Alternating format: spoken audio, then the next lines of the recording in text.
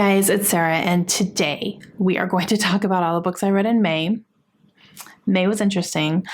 I read a lot in May. I actually went through one full week in May where I was just listening to audiobooks nonstop. I mean, back to back to back to back. And I just kind of always had an audiobook going in my ear. So I did get through quite a few NetGalley books that way, which I'm very happy about. I got my percentage up a little bit. We're into the next group of 10s. So I was in the 30s. Now I'm in the 40s. So that's good. But other than that, I don't know. I did read a lot, but I also DNF'd a lot. I just was not having it this month. If I was getting into starting to read a book and trying to get into it and it was really struggling, I was just like, I'm done. So I do have some DNFs that I will talk about at the end, and I'll tell you exactly why I DNF them. But yeah, okay, we're going to try to keep this as non-chaotic as possible, but my brain feels like pure chaos right now, so hopefully that's not going to translate too bad. The first one that I read in May is a NetGalley book, and I listened to an audio. That is Wait For It by Jen McKinley. This was narrated by Eileen Stevens and Andrew Eden. Both were fantastic. This is a romance. We're following a woman who lives in Boston, and she has this job. She just got out of a really weird relationship with her ex. So they kind of still had a little something going on, even though they were not together at all. And she finally put an end to everything. And she used the excuse of that she was moving to Phoenix, Arizona. She was able to do that because her best friend offered her a job, and she kind of last minute said, okay, I'm just going to do this and I'm going to take it. So she completely uproots her life and goes to Phoenix and takes this new job with her best friend. And while she's living there, she gets into a temporary situation where she is renting a guest house on an estate from somebody who lives in the main house, the owner. She doesn't know who this man is. And he's very reclusive and likes his privacy. He doesn't go out in public, and he likes it that way. And she is very outgoing. She's very spur of the moment and sporadic and all that. So they're very opposite, right? So we kind of know where this is going to start going. And you're getting both perspectives. So you're getting hers and his. I liked having both of those because you see both sides of everything. And I really, really enjoyed this book. I really enjoyed it. This is one that I said, if you liked Me Before You by Jojo Moyes, that you would like this one because it's kind of the same type of themes. There's a handicap happening in this book, and so that's a big theme in there as well. There's also a lot of family stuff happening on both sides, and you kind of see all that come together. So I really enjoyed it. I thought it was great, and a good summer read for sure. And I gave it 4 stars. The next one I read was a novella, and that is Murder on the Disoriented Express by Emily Lloyd Jones. This is a novella that follows Elusive, which I read last month and loved. And it is that one, a novella, and then a second book, and then that's it. I do have the second book on deck, so hopefully I'll get to that here sometime soon. But this little novella takes place on a train, and it's following our main character from book 1. And she is partnering up with somebody to do a job. So you're kind of getting a little glimpse into a job that she is working because she's working for a criminal group. And so something happens and they have to take matters into their own hands because a lot more is happening than what they initially thought when they took the job. And it was a good time. It was fun. It was fast paced and I thought it was good. So I gave it 4 stars. And then I read Tomorrow and Tomorrow and Tomorrow by Gabrielle Zevin. I read this with one of my subscribers, Amanda, and it was a great buddy read because there was so much to talk about in this book. This is another book that I listened to on audio. The audio is fantastic. It is narrated by mainly Jennifer Kim. Then there is one chapter that is a male narration, and that is by Julian Seehey. And this book, you guys, I wasn't quite sure what to expect going into it, and I'm really happy about that. So I'm not going to give you too many like nitty-gritty details because I feel like this is one that you just go into. But I absolutely love this book. There was a whole lot more than I was expecting. So this is following a long span of two people who are in a friendship and just kind of seeing how their friendship started and, kind of seeing the developments and the ups and the downs and, different times in their lives and all that. And it spans quite a few decades actually, but this was just so packed with so much that I wasn't expecting. And it was interesting because as Amanda and I were reading it, we were talking about it a lot and we had a lot to talk about. And we both just went, I did not realize that so many things were going to be explored and talked about in this book, but the way that she wrote it, it wasn't overwhelming. It wasn't like, oh, well, let's throw this in here too. And hey, let's add a little, dash of this. It wasn't too much. And the way that she did it seemed seamless. And so it didn't feel overwhelming or like, we're just trying to do too much in this book. It felt perfect. The writing was so good. This was my first book by Gabrielle Zevin and will not be my last. I am 100% going to be going all in on her. And I just cared so much for these characters. I cared so much for them. Every single one. And there's a lot. Well, there's one that I didn't care for, and that's the general consensus. But they all had their flaws. They all had their problems for sure. None of these characters were perfect. And you see them navigate that, But the two main characters, the friends, are video game creators, and they go into business together creating video games. And one of the games that they create is a huge global, hit. And so you kind of see them throughout their careers as well, trying to come up with new concepts and things. And that part was really interesting to me because I'm not a gamer, but my husband is, and my daughter really enjoys video games as well. So I got some of it. I've seen them play some of the games that were mentioned in here. Not all of them. There were a lot mentioned in here that I'd never even heard of, but I did get some of it. But kind of a little bit of a glimpse into the process of creating a video game was really interesting to me. So I thought that was really cool. And I just absolutely love this book. It's one of my favorites of the year, and I'm positive will continue to be for the rest of the year. So absolutely loved it. 5 stars. And then I picked up one of my most anticipated releases of the year, and I read A Happy Place by Emily Henry. This is a signed edition because I got one from work, because of course I did. So it is signed, which is awesome. Now, this one I also listened to on audiobook because Julia Whalen narrates her books, and Julia Whalen is hands down my favorite audiobook narrator out there. So anytime she narrates something, I'm listening to it. And this was no exception. It was fantastic. So this one follows a friend group, and our two main characters in here have just ended their relationship. They were actually engaged. They were together for quite a while. They met with this friendship group, and they were friends for a long time before they actually started becoming romantically involved. And it kind of, when you're in a big friend group like that and you're all so close and then two people start dating, that could change things, especially if you break up. It makes it awkward. It makes it, can we even be in the same room together now? Because now it's weird. And, there's all sorts of feelings and all sorts of things. So these two have broken up, ended their engagement, and they have not told anybody.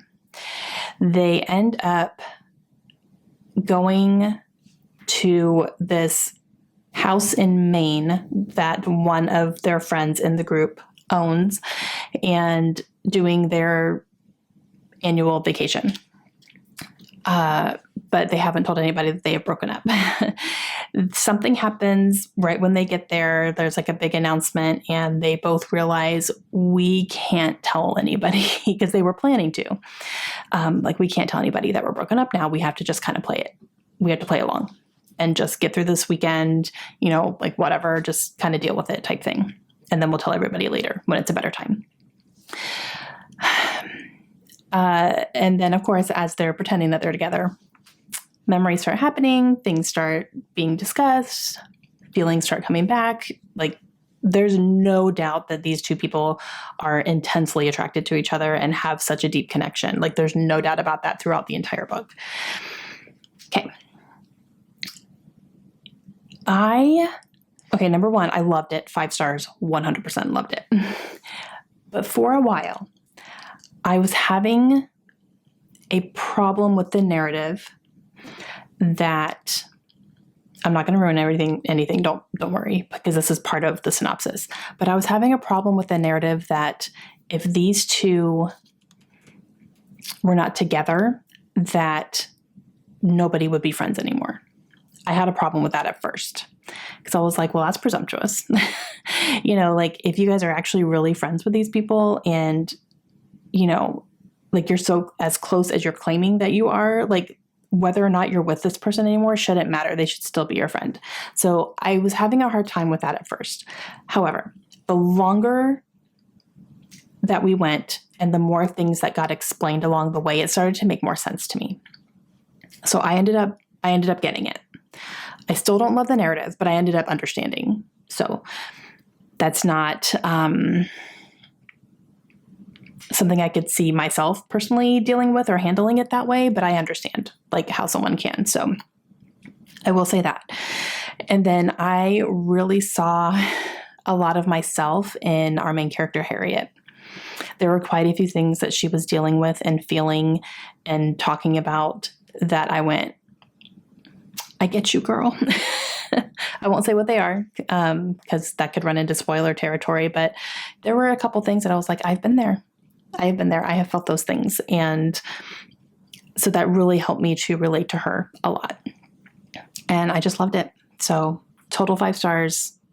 Emily Henry is just chef's kiss for me. So loved it. And then this is where I'm hitting the week that I was just back-to-back audiobooking. So strap in. So the first one that I grabbed was Sing, Unburied, Sing. This is by Jesmyn Ward. And this one is narrated by 3 people. I need to read them all so I don't mess anything up. Calvin Harrison Jr., Chris Chalk, and Rutina Wesley. So those are the 3 people who narrated this book. So this one is definitely a family saga, and it is set in Mississippi, I believe. And we are following a family that is just going through a lot of different things. So we're following some different characters and you're getting their points of view. So we have Jojo, who is 13-year-old boy, and we are following Leonie, who is his sister, I believe. Yeah, that's his sister. And she has her own children as well. Leonie is Black. The father of her children is white, and that's a big theme in here as well. And things that she deals with, being in that type of family dynamic. And they are also not very good for each other. There's a whole lot of interesting things happening with those two. It's a very tumultuous relationship. And you are following, seeing the grandmother as well in this, and Jojo's mother. So there's a whole lot of this family that you're just kind of going back and forth between all of them. And this one was definitely a little bit of a harder read as far as, just the characters being put through it. It really was, especially Leonie. She is on drugs, and you see that happening. She is having a lot of children. She's not very responsible with her life. I'll say that.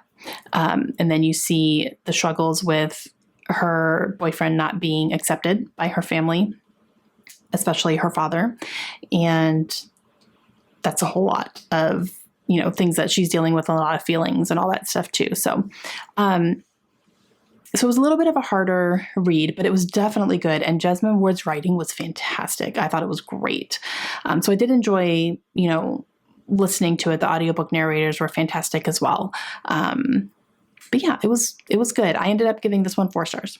And then I ended up listening to a nonfiction book, and I listened to A Perfect 10 by Heather Land. Heather Land is a comedian, and she kind of stumbled upon that by going viral on Instagram, I believe. So she does these reels where she uses this filter where her face is really distorted and she has like a really high voice, and her whole tagline is "I ain't doing it." I remember when those started going around and I thought they were hilarious. And that got her some recognition and some fame, and she is now a touring comedian. So it's really more about her life and things that she's learned along the way. She has experienced a divorce. She is now remarried. So she talked a little bit about that as well. And a little bit of social commentary, a little bit here and there. It was funny. I chuckled quite a bit, and her talking about growing up in the South really spoke to me because I have heard a lot of the things that she heard growing up, and I have eaten a lot of things she has eaten. And so when she was talking about some of the stuff, I was like, yep. So I understood all that stuff. So that was cool. And yeah, it was good. It's not something that will end up really sticking with me, I think, for the long run. It was very short. So, it's not like a super long book or anything, but it was fine. I think if you're a fan of Heatherland, I think you would enjoy it, but I don't think it was anything that was, super impactful and that everybody should read. It was just kind of a fun little thing. Then I read one of my 5-star predictions, so I'm not going to give you my rating quite yet, but I did read The Grace Year by Kim Liggett. This is one that I read with one of my subscribers, Angela, and there's a lot to discuss in this one, for sure. This is about girls in this village who, when they become a certain age, when their periods start, they are sent away to somewhere like a island. They're sent away on an island to live out the next year of their life because the men are convinced that the periods of these women signify that they are getting magic. And so they send them away to get all of that magic out, to not let it infiltrate their village. And they are convinced that spending a year away helps them get it out of their system. Whew. There was so much in here, you guys. So much more than I was expecting. So much more. So again, I will save my full thoughts for my wrap up when we do our 5-star prediction wrap up, but there's a lot to talk about on this one. Another one that I listened to from NetGalley is The Rain Watcher by Tatiana Dorosny. And I listened to this one, like I said, and that one was narrated by Simon Vance. And I didn't really enjoy this one. This was very slice of life. I mean, so slice of life. It's basically following a man who is traveling to go and be with his dad in the hospital and dealing with kind of all the things that are coming about with that, especially with his family and stuff. And that was it. I don't remember a whole lot about it. I listened to it and I remember listening to it and I remember parts of it, but overall it was just very forgettable and I just didn't care. It was also very short. I pretty much listened to this in one sitting because it was that short. And actually, I've read a few Tatiana Dorosny books. I did really like Sarah's Key. I remember liking that when I first read it. This was years and years and years ago. I read it for a book club, I think. But every one since then, I have not cared. So I don't think I'm going to pick up anything more by this author. Like that's kind of just a decision I've made. Because I haven't read anything I've enjoyed even remotely since then, and everything else since Sarah's Key, and even Sarah's Key, I don't fully remember. I remember liking it, but I don't really remember what it was about. And her books are very forgettable for me. So I think I'm good. Even this one, I just read it, and I'm just like, I remember he was in the hospital with his family, but I don't remember a whole lot of the other details. So yeah, I'm good. I give this one 3 stars. Okay, and the next one that I read was a book on my Kindle. This is another NetGalley book, and that is Stone Cold Fox. This is by Rachel Kohler Croft, and it was something that I started on my Kindle, and I got quite a bit through it. I think I got 70% through it or something. And then I just finished it on audio because of reasons. But the audiobook narrator is Carlotta Brenton. She was great. Actually, I kind of wish I had listened to the whole thing. I'll say that because the first 70% of it took me a while. I was reading this on my Kindle for a while. Okay, so this is a book that just came out recently, and I've heard really good things about it. It's a mystery thriller. That's how it's categorized. I kind of struggle with that a little bit. It definitely wasn't a thriller. I'll say that. I guess it could be a little bit of a mystery, but not really. It's, what's going on as it's happening. So there wasn't really a mystery to unfold. So I feel like it's more of a fiction book, but that's either here nor there. That's not my decision. Okay. So this one follows a woman who has been raised to be a con artist by her mother. Her mother was a con artist. She's marrying men for their money, getting what she can out of them, and then leaving and creating a whole new identity every time she leaves. And she raised her daughter this way and taught her how to do all these things and to take advantage of people and to always end up on top and to always make sure you're being taken care of. So she has gotten to a point in her life. She's no longer with her mother. And she's gotten to a point where she is just ready to be done. She's tired of it. It's getting exhausting. She just wants to find somebody and live her life, even if it's not somebody that she loves. She doesn't really believe in love because of the way that she was raised. So she's not really looking for like the one. She's looking for one that is going to take care of me for the rest of my life, and I'm fine. And it's fine. I can tolerate him. So she wants someone who she can tolerate. She finds that in the person that she's currently dating, and he has a lot of money. His family has a lot of money. So naturally they are very wary of anybody new coming in with relationships and things. He also has a best friend who is a woman who is giving her a really hard time. Doesn't trust her one single bit and makes it known and is actively trying to expose her. All the while she's trying to keep up appearances. You are definitely in her head as far as, you know what she's doing and why she's doing it. And, you see all her calculations along the way. And then you're also getting a glimpse into the past of what she was experiencing with her mother and the men that she was living with consistently. Okay. I struggled with this one. It took me a while to get into it. And then I got into it for a little bit, but then it was just very I don't know. It would get a little interesting, but it still wasn't unputdownable. I was able to put this down, no problem. And it was very slow. Like I said, it's not a thriller. It's not action packed. There's not there are some things that happen that I was like, oh, okay. But in the end, I just kind of felt like nothing really happened. Nothing really happened. It was just really kind of there. I didn't care about the characters at all because I didn't like any of them. And yeah, I don't know. It just wasn't it for me. And I have seen some really, really great reviews for this book. This one was very just middle of the road. So I gave it a 3-star.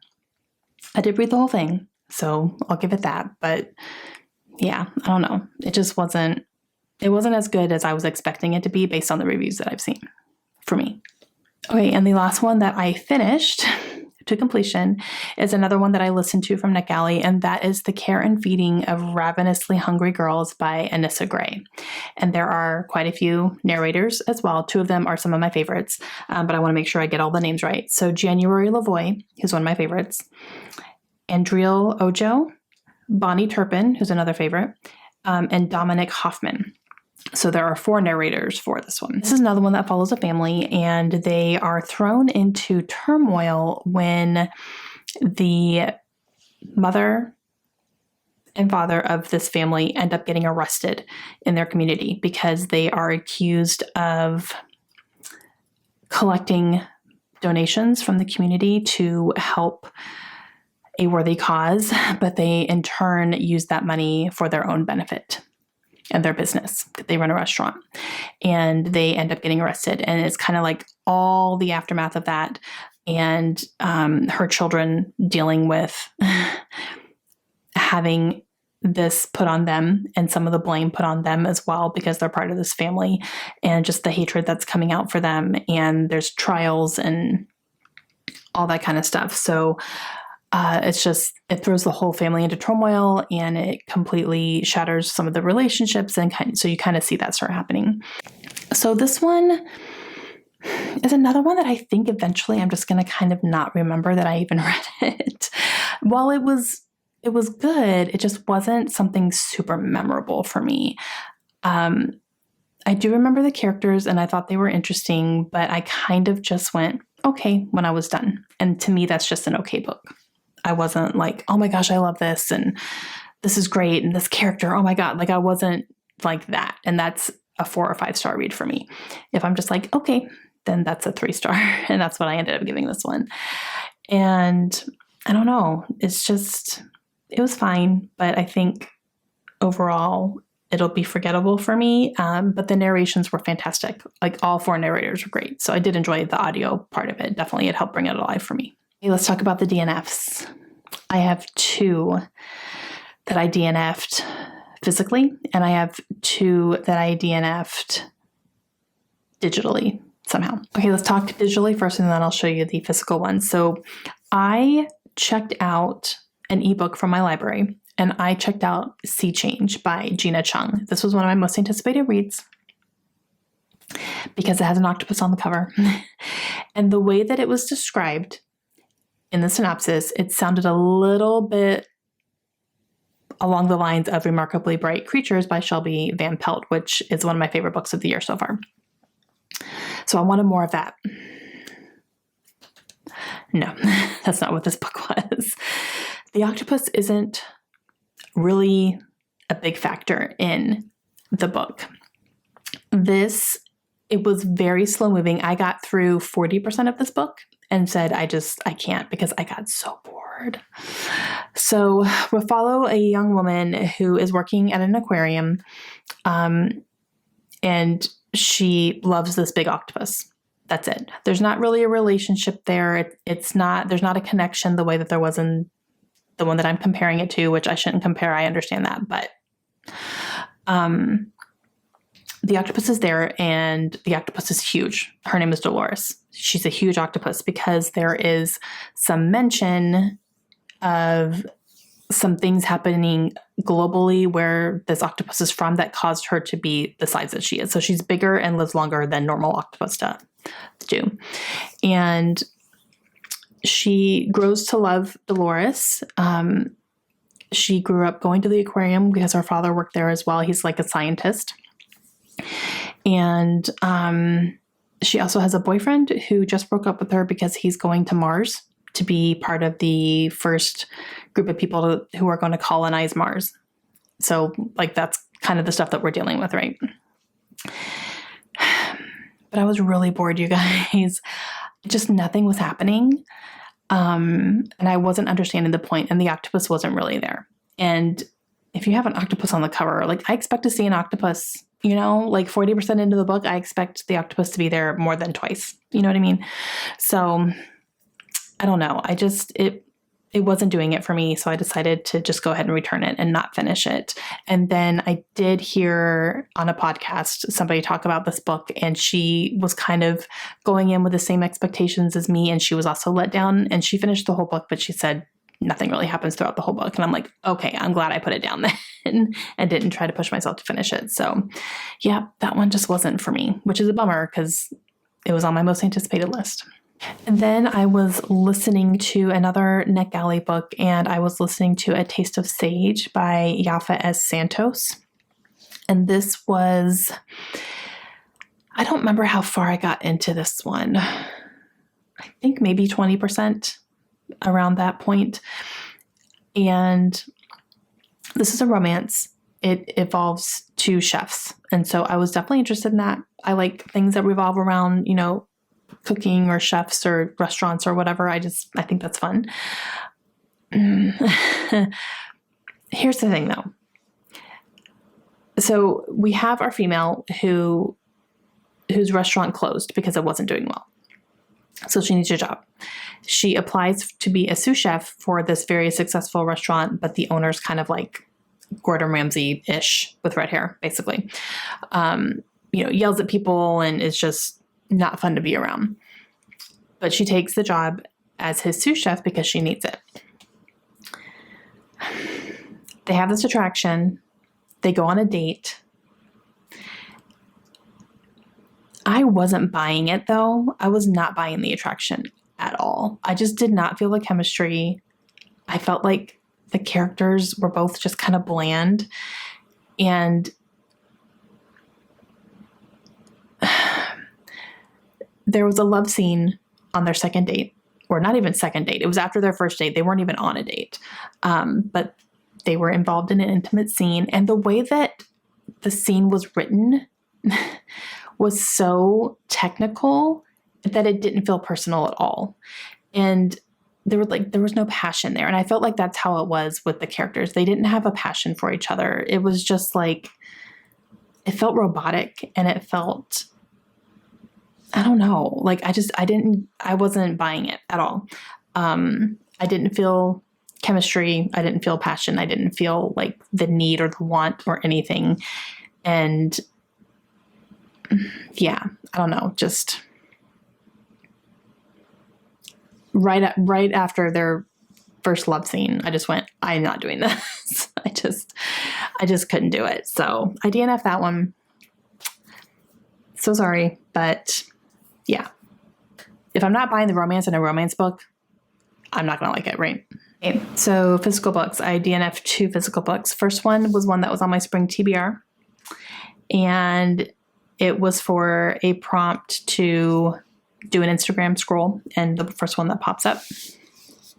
So that's Homegoing by Geisy. And I DNF'd it. I was listening to it on audio.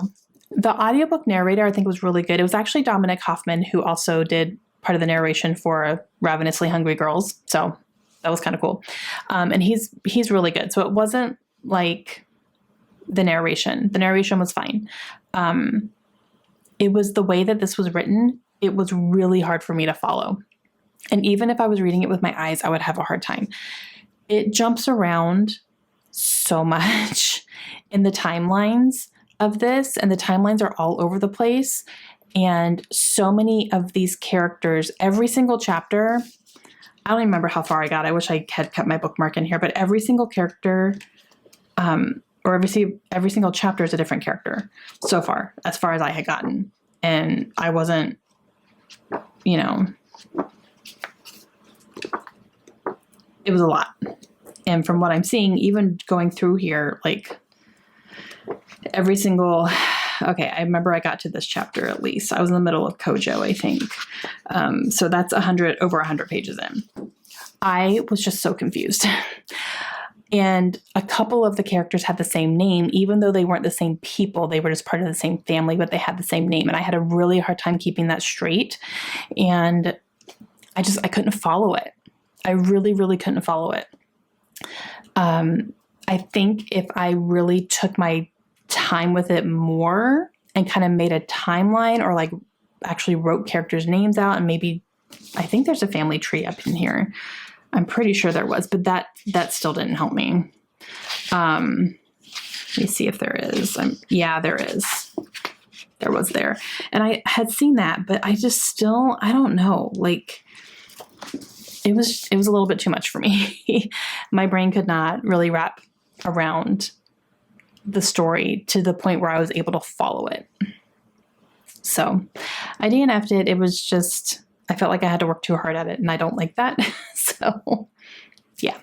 And then the very last book I'm talking about, because I feel like I've been talking forever, I DNF'd The Ogres and the Orphans by Kelly Barnhill, which made me really sad because this was the first middle grade March book club pick.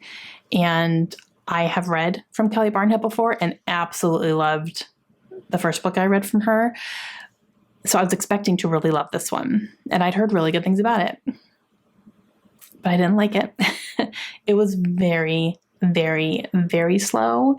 and very heavy-handed on social commentary, and I just was not jiving with it at all. And I ended up talking to Amanda from the Curly Reader about it because she hosts the Middle Grade March Book Club, and she had finished it, and I was like, look, here's the issues I'm having. Do I keep going? Are these going to continue to be issues? She was like, stop. So I was like, okay, done. So I did. I stopped, and I'm just going to go ahead and unhaul this one. So yeah, I guess we'll see. I don't want to say I'm done with Kelly Barnhill for sure, because she does have an adult book that I would like to read. When Women Were Dragons. I would like to read that one and see what that's all about.